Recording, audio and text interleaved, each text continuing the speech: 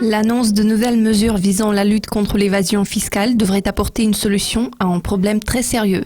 La question est de savoir si les 28 pays concernés suivront toutes les règles et tous les règlements. Thierry, nous sommes actuellement face à une situation où les multinationales payent moins d'impôts qu'elles ne devraient. De nouvelles mesures de lutte contre l'évasion fiscale ont été récemment annoncées. Pourriez-vous nous parler de ces mesures plus en détail ? Oui, bien sûr. La Commission européenne propose des mesures visant à prévenir l'évasion fiscale. Cela donne suite aux réalisations de l'OCDE dans le cadre de son projet BEPS qui vise la lutte contre l'évasion fiscale. L'UE est en train de proposer un ensemble de mesures très ambitieuses qui va empêcher les sociétés de bénéficier d'un taux d'imposition bas. Ces mesures iront à l'encontre des stratégies de planification fiscale existantes des entreprises internationales en Europe.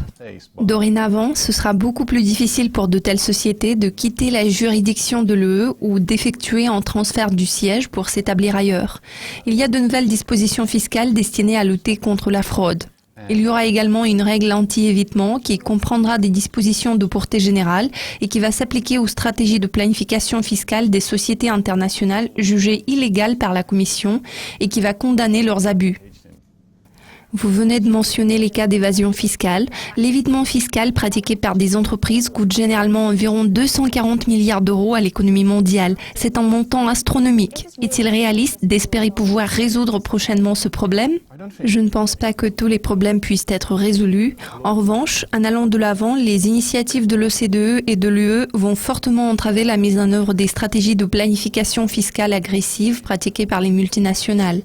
La planification fiscale devra être plus réaliste et surtout plus en ligne avec la répartition du personnel, l'emplacement des points de fabrication ainsi qu'avec la façon dont nous gérons nos entreprises.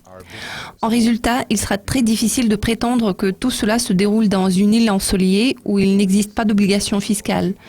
Je pense que c'est un gros problème, mais l'ensemble de mesures de lutte contre l'évasion fiscale est un outil puissant pour remédier à ce problème. Ces mesures vont avoir d'énormes répercussions sur l'activité de toutes les multinationales à travers l'Europe. Absolument, ça va englober tous les 28 pays membres. Un des responsables de la Commission européenne a déclaré « Une action européenne coordonnée est requise afin d'éviter une situation où il existe 28 approches différentes dans 28 États membres. » C'est intéressant. Pourriez-vous nous expliquer ce raisonnement ?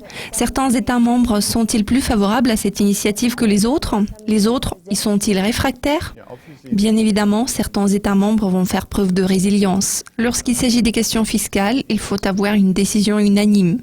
La question est de savoir si cet objectif peut être atteint au sein de l'UE concernant la fiscalité des entreprises. Le climat politique est très favorable à de telles mesures. Il y a eu un tollé général car les gens sont vraiment préoccupés par la planification fiscale agressive mise en place par les multinationales. L'ambiance politique qui règne en Europe en ce moment joue en faveur d'un accord entre 28 pays de l'UE sur les mesures anti-abus de grande envergure.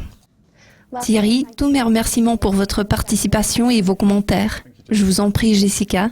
Cela conclut mon entretien avec Thierry. Restez à l'affût de nos mises à jour régulières et interviews exclusives sur Dukascopy TV. À la prochaine.